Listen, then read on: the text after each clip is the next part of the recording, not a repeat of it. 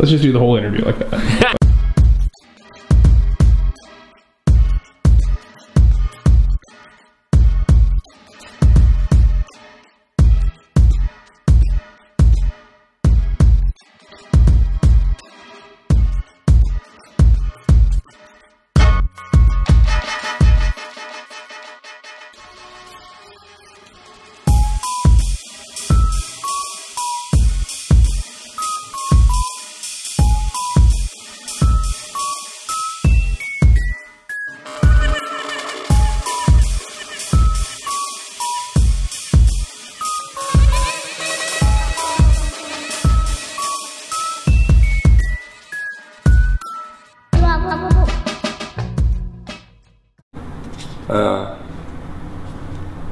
Well, I think pretty much everything in paint or in graphics. You know, I've seen him, his drawings are very strong. He's focused.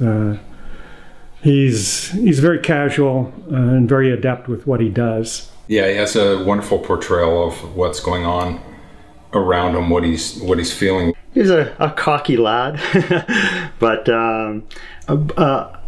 as far as him as in talking about his art. When we were sitting down for lunch and stuff like that, he was a guy who wanted to learn. I could sense that he was wanting to understand other artists and that, because knowing I was an artist, that he basically wanted to know more about me. And so I think I really appreciated the fact that he came across that way. My name is Bryan Jesney, and I was born on July 6, 1978.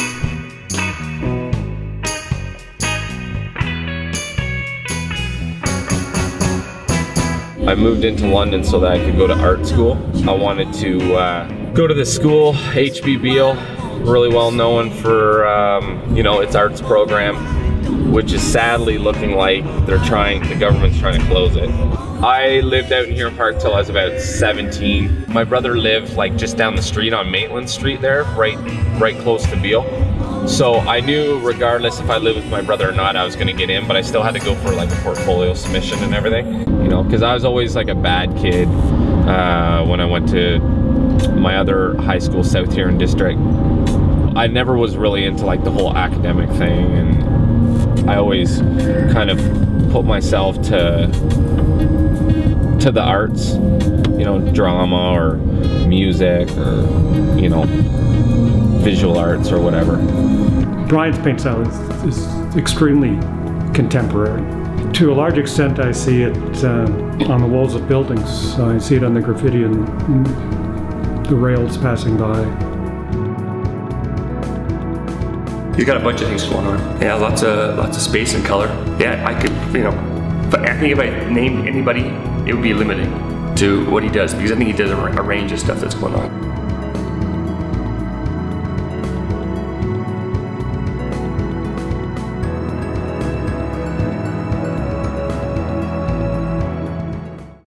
How I met Bryan Jesney. So my plans were just to hang out with my dog for the day, kind of in one corner of the park, these couple of young guys. Of course, my dog at the time kind of ran all the way over. Out of nowhere kind of appeared Bryan. Little did I know he was taking a pee in the bush. Anyway, I walked around with him, and I didn't think too much of him. My first impression though would have been his look. His whole head was shaved and he had one long piece of hair at the front. He was really nice, and I had a feeling by the time we got around to where the cars were that he was gonna ask me for my number. Soon thereafter, he basically moved in after the third date, and I really hadn't, it's not like I really wanted him to, it just kind of happened.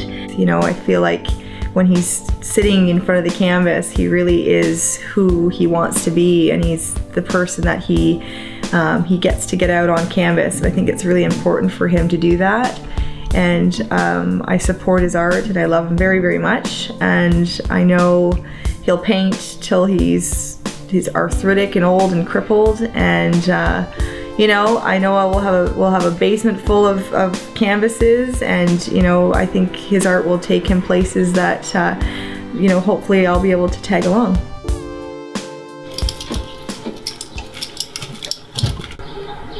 Yeah, I've lived over here for like 5 years. It's nice. This is the reason why we love this street. Like, just the way it's all treed in. London, to me, it's like kind of classified as like more so of like it's like a big small town. You're exposed to other people that have the same interests, but it's small enough to find these people. It takes a long time to kind of get yourself established, and you know, it's easier for me to live into like a smaller community. We're going to a town called Huron Park. I think they changed the name. I think it's called like, because it used to always have like a really bad rap, you know? So I think they tried to change the name to kind of lighten up the mood to get people in there. But basically it's a old World War II Air Force training base.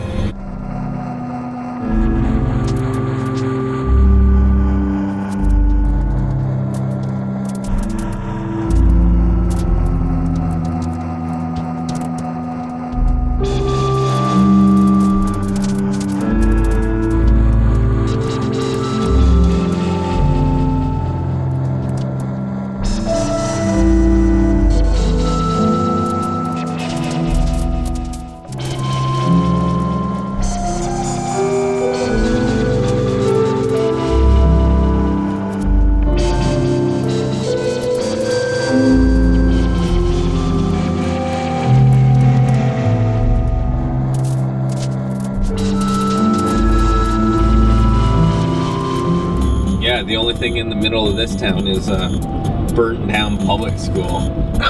My old public school. There was a couple of kids that broke into the school, and they thought it would be a wise idea to start a fire to stay warm in the middle of the gym, which was, yes, made out of hardwood.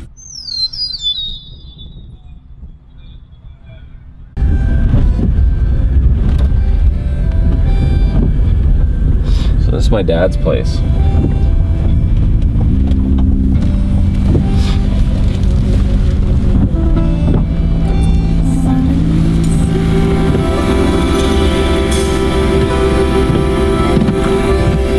State your name and who you are. Me? Yeah. Leslie Jesney, Bryan's father. So, can you describe my upbringing?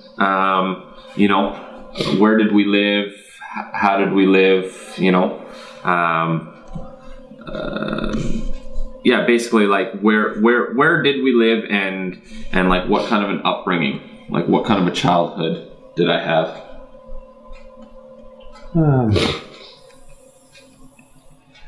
Well, you lived in Huron Park. As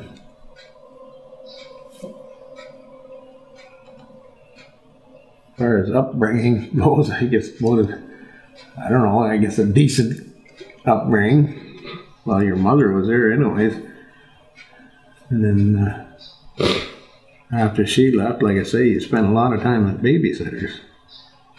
And why did I spend a lot of time at babysitters? Well, I had to work. Yep. To provide for you. And I don't know what else to say. By the time I got home at the end of the day there wasn't a lot of time left to spend with the kids before bedtime. So, is there any particular moments, funny moments, anything that you can remember while I was growing up? Funny moments? Yeah.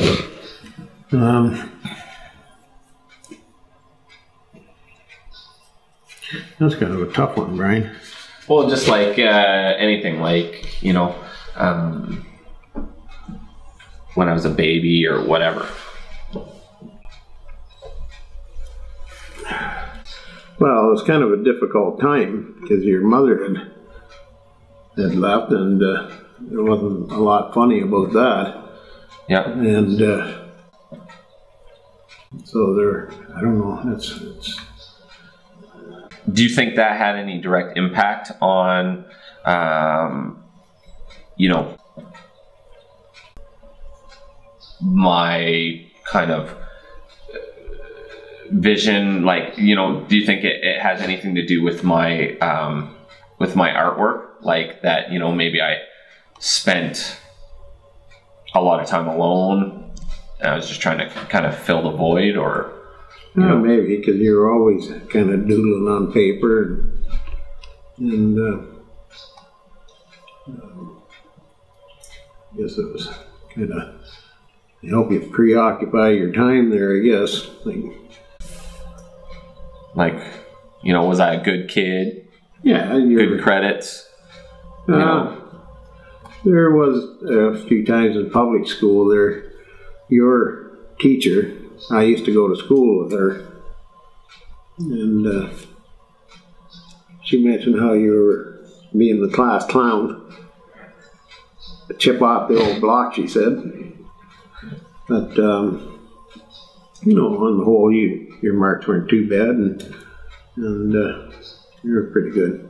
Where do you want to see your son with his art in 20 years? Supporting his dad. No, just like to see you do very well with it. And any last words?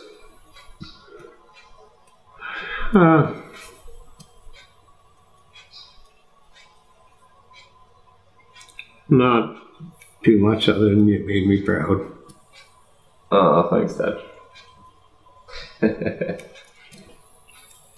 I remember the first, you know, recollection of my creativity would be like, you know, my dad just kind of throwing me some markers in like a cardboard box, and you know, he's like basically saying for me to draw like what a car would be to me.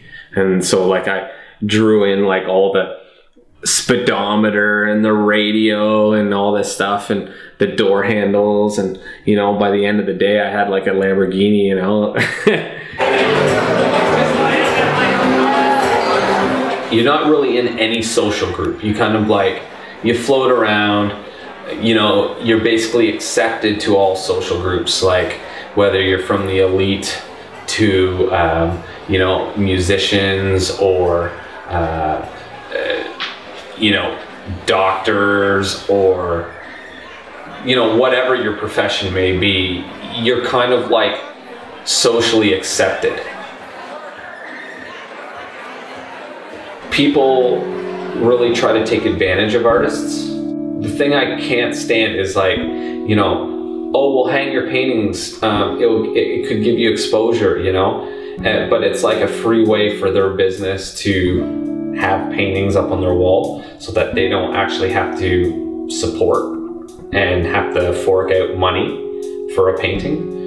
We basically got him to do a piece of work that me and my children had been talking about for years, and funny but sick story. It's called Bee Pinata, and it's basically about a pinata that's filled with bees, and sure enough the guys are trying to smack away at the pinata, not knowing that the pinata is filled with beans. It's something that my sons and I talked about for maybe 8-9 years when they were very, very young, and it was always something we giggle with because we always had a kind of a sick sense of humor, and still do. Bryan helped create an image in my mind and in the boy's mind, and it's definitely a family treasure. It'll be difficult someday to split it between the two sons, to say the least. I think, you know, as an artist, if you're not evolving and your stuff isn't changing constantly, I think you can just go stale, and you know what's the point of doing it if you're not always trying something new.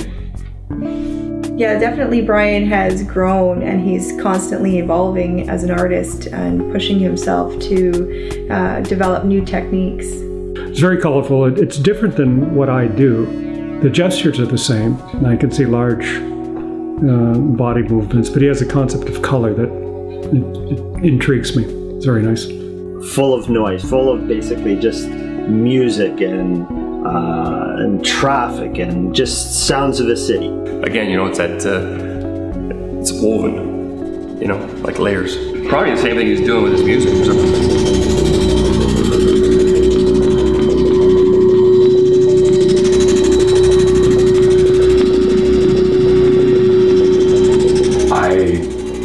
Get quite upset with myself if I don't get into the studio daily. You know, I think the purpose is just to create. You know, I was blessed with a talent. Yes, definitely I've had to work on my talent, but I was given something that not everyone has, you know, and for me to kind of give back for that, you know, the purpose for me is to create and to you know, be able to share, you know, my visions and my ideas with other people. He's a good human being. I see that, and apart from his art and his music and that, he's a person that people would be thrilled to have in their life, and they would be fortunate to have in their life. The bond that we have as friends is much, much greater than the bond that we have as a client and as an artist. Our friendship will go on forever and still goes on very, very strong, and they're big parts of our lives. Standing on really firm ground artistically. And from a foundation like that, he can go anywhere he wants. You know, when you drink like a really strong cup of coffee, like a Starbucks, this is Starbucks for me, and you can feel your heart like pumping, and there's like that continuous beat, and it's very consistent, and it's rhythmic, right? And then you're just like, almost like, you know, when you, like, it's like you feel like you're gonna have a heart attack or something, right? And the intensity's there, but you're still really like realizing that there's a lot of elegant sounds in amongst it, you know? So it's like kind of like a elegance versus like that rage of natural power, kind of.